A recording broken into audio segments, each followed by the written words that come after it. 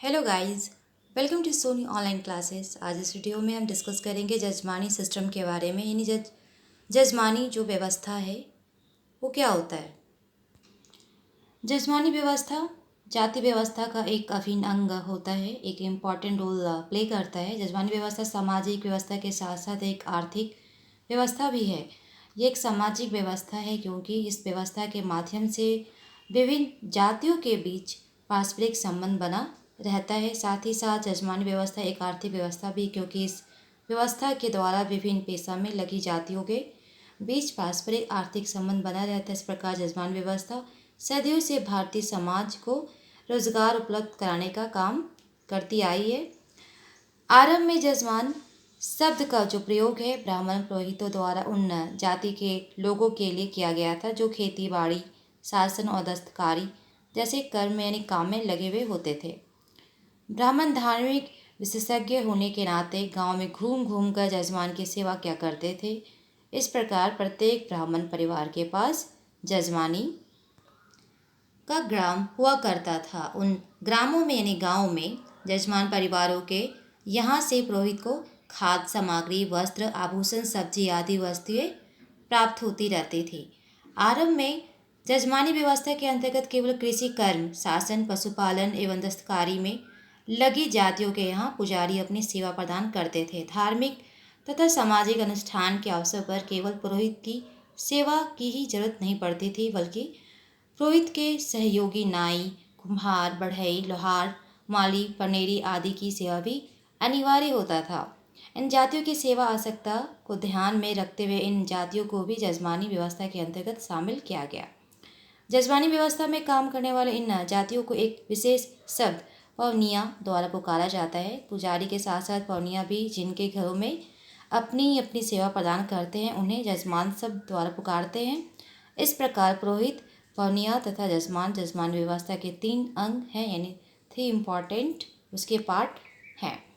पुरोहित अपने जजमान के घर पूजा पाठ कराता है, खेती गृहस्थी संबंधी नक्षत्रों की जानकारी देता है। पुजारी जब अपने जजमान के यहाँ जाते हैं तब उनका उचित अतिथि सत्कार किया जाता है तथा खाद्य के साथ विदाई की जाती है। मीन्स अच्छे से उनका वेलकम किया जाता है, उन्हें खाने पीने की चीज़ें दी जाती है। जब वो घर से बाहर जाते लौटते हैं तो उन्हें फिर विदाई भी दी जाती है। खेती गृहस्थी संस्कारों के अवसर पर पवनिया को सेवा और वस्तु प्रदान करने के लिए आमंत्रित किया जाता है। मीन्स उन्हें इन्वाइट किया जाता है। वे अपने जजमान के घरों में आवश्यकता के अनुसार सेवा प्रदान करते हैं। पुरोहित तथा पवनिया से जो भी परिवार सेवा लेता है उसे जजमान कहा जाता है। जजमान अपने पुरोहित तथा पवनिया को वार्षिक दर से अनाज में भुगतान करता है। कोई भी जजमान अपने पुरोहित या पवनिया को नहीं छोड़ सकता है, केवल पुरोहित या पवनिया अपने जजमान को छोड़ सकता है। प्रत्येक पुरोहित तथा पवनिया का जजमानी का गांव बटा रहता है। आज भी गांव में ऐसे भारत में ऐसे बहुत सारे गांव हैं जहां आप जाएंगे तो आपको जजमानी सिस्टम यानी जजमानी व्यवस्था देखने को मिलेगा। इसके मेन फीचर्स क्या है, मेन कैरेक्टरिस्टिक्स क्या है, यानी इसकी मुख्य जो विशेषताएं वो क्या है। तो फर्स्ट पॉइंट है विभिन्न जातियों के बीच सामाजिक संबंध का निर्वहन। नेक्स्ट, विभिन्न जातियों के बीच आर्थिक निर्भरता। नेक्स्ट, जजमानी का गाँव का अस्तित्व। नेक्स्ट, वार्षिक भुगतान। नेक्स्ट, अनाज में भुगतान। नेक्स्ट, इनाम अथवा नेग का प्रावधान। नेक्स्ट, जजमानी का गाँव को बेचने की सुविधा। नेक्स्ट, जजमानी का गाँव को बंधक रखने की सुविधा। नेक्स्ट, जजमानी व्यवस्था में मुसलमान का समावेश जैसे चूड़ीहारा। नेक्स्ट, पुत्रों के बीच जजमानी का गाँव का विभाजन। जजमानी व्यवस्था में काम करने वाली जातियाँ तथा उनका भुगतान इस प्रकार है। जैसे पहला है ब्राह्मण, जिसे हम पुरोहित भी कहते हैं। पुरोहित अपने जजमान के घर कथा सुनाने जाते हैं, पूजा पाठ करते हैं, खेती गृहस्थी के समय और धार्मिक अनुष्ठान के बारे में सूचना देते हैं उन्हें। पर त्यौहार के बारे में जानकारी देते हैं कि कौन से मंथ में कौन कौन सा फेस्टिवल्स है, कौन सा मुहूर्त है किसी भी शुभ काम को करने का। विशेष पूजा की सूची तैयार करता है। इसके लिए प्रत्येक जजमान के घर से 40 केजी धान अथवा गेहूँ, 10 केजी दाल और आलू मिलता है। इसके अतिरिक्त प्रत्येक माह में यानी महीने में 1 केजी चावल देना पड़ता है। सामाजिक तथा धार्मिक त्यौहार के अवसर पर नया वस्त्र भी दिया जाता है। पुरोहित जब भी जजमान के यहाँ पहुँचते हैं उनका अतिथि सत्कार किया जाता है। दान दक्षिणा देकर ही उनकी विदाई की जाती है। नेक्स्ट जो है कंटाह ब्राह्मण, तो इनका किस तरह से हम वेलकम करते थे। इस ब्राह्मण को मृत्यु संस्कार का विशेषज्ञ माना जाता है। किसी घर में किसी का मृत्यु हो जाता है तब वहाँ पे कंटाह ब्राह्मण को बुलाया जाता है मृत्यु संस्कार के लिए। राजस्थान पुरोहित से निम्न होता है ये, इसकी पूजा और सेवा मृत्यु के अवसर पर ही किया ली जाती है। इसी अवसर पर उसे मुँह मांगा दान दक्षिणा दिया जाता है। इसमें बिछावन, खाट, घरेलू उपकरण, बर्तन, वस्त्र, आभूषण आदि के साथ साथ अनाज और रुपए भी दान दक्षिणा के रूप में दिए जाते हैं। ये लोग अपने जजमान की आर्थिक स्थिति को देखते हुए ही दान दक्षिणा की मांग करते हैं। अगर आप गरीब हैं तो थोड़ा बहुत दान दक्षिणा से वो मान जाते हैं, लेकिन आप काफ़ी अमीर हैं तो वो आपसे मुँह मांगा रकम लेते हैं, यानी दान दक्षिणा लेते हैं। नेक्स्ट जो है नाई, इसका काम साल भर तक अपने जजमान के यहाँ जाना है और परिवार के जो पुरुष सदस्य हैं उनका दाढ़ी बाल बनाना है, यानी सेविंग करना है।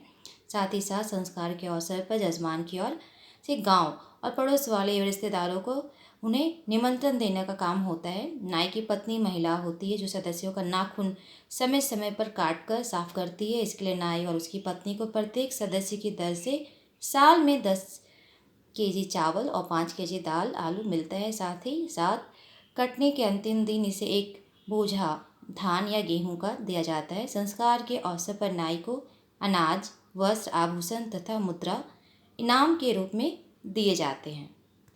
नेक्स्ट जो पॉइंट है बढ़ई, बढ़ई का काम किसान को हल बनाकर देना होता है और समय समय पर कृषि उपकरण में हैंडल लगाना होता है। विवाह और मरण के अवसर पर लकड़ी के उपकरण प्रदान करना भी इनका कार्य होता है। इन्हें सालाना 20 केजी धान प्रति हल के हिसाब से भुगतान किया जाता है। पर त्यौहार तथा संस्कार के अवसर पर इन्हें भोजन, कपड़ा और मुद्रा भी दिए जाते हैं। मुद्रा यानी कि पैसा।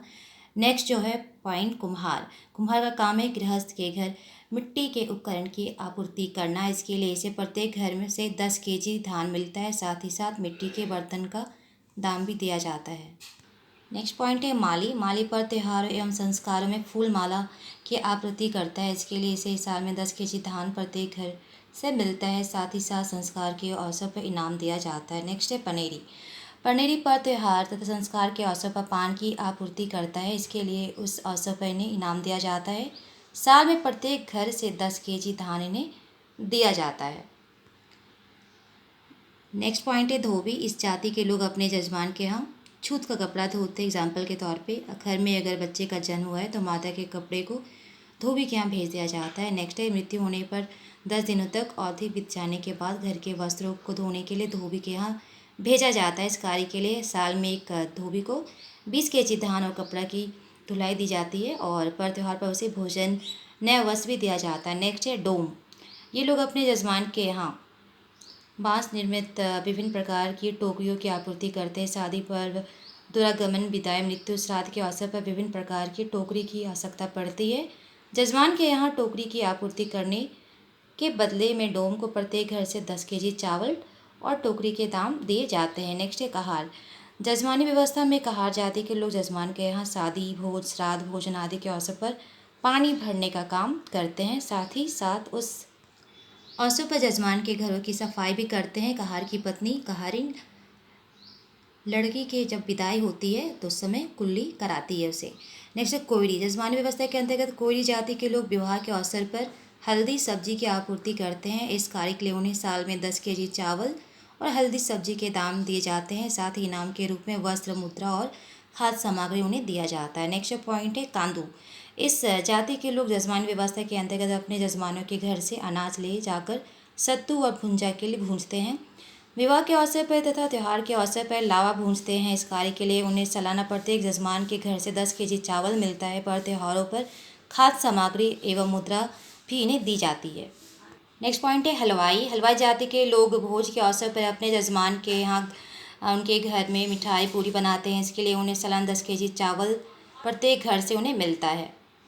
साथ ही साथ मिठाई पूरी बनाने के लिए मजदूरी भी दी जाती है। इनाम के रूप में नया वस्त्र, मुद्रा और चावल आदि दिए जाते हैं। जो भांड है, भांड जाति के लोग अपने आप को ब्राह्मण बतलाते हैं। कुछ लोग इन्हें पिछड़ी जाति बतलाते हैं। इनका काम शादी और तिलक के अवसर पर वर वधू की मंगल कामना हेतु कविता सुनाना होता है। सिंदूरिया, इस जाति के लोग अपने जजमान के घर विभिन्न अवसरों पर सिंदूर टिकली की आपूर्ति करते हैं। इसके लिए इन्हें समाज के में काफ़ी इम्पोर्टेंस रहता ही है, क्योंकि इनके बिना सिंदूर टिकली इम्पोर्टेंट होता है शादी विवाह में, इसलिए इनकी महत्व बढ़ जाती है। इसके लिए इन्हें सामान के दाम के साथ साथ वस्त्र आभूषण और अन्न दिए जाते हैं, अनाज दिया जाता है। चूड़ी हारा, ये एक मुसलमान जाति के लोग होते हैं जो हिंदू गाँव में पर त्योहार, शादी, मरण आदि के अवसर पर महिलाओं को चूड़ी की आपूर्ति करता है। इसे चूड़ी के दाम के अतिरिक्त प्रत्येक घर से 10 केजी चावल दिया जाता है।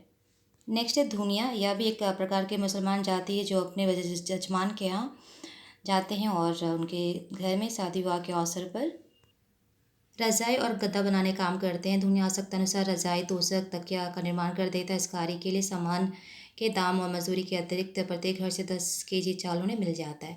इसके अलावा जजमानी व्यवस्था के बहुत सारे दोष है, जैसे जाति प्रथा का समर्थक, नेक्स्ट पेशाई गतिशीलता का विरोधी, नेक्स्ट है शोषक वर्ग का सहायक, नेक्स्ट है अछूत प्रथा को बनाए रखने में सहायक, नेक्स्ट है प्रतियोगिता की भावना का भाव, नेक्स्ट है प्रगति में बाधक।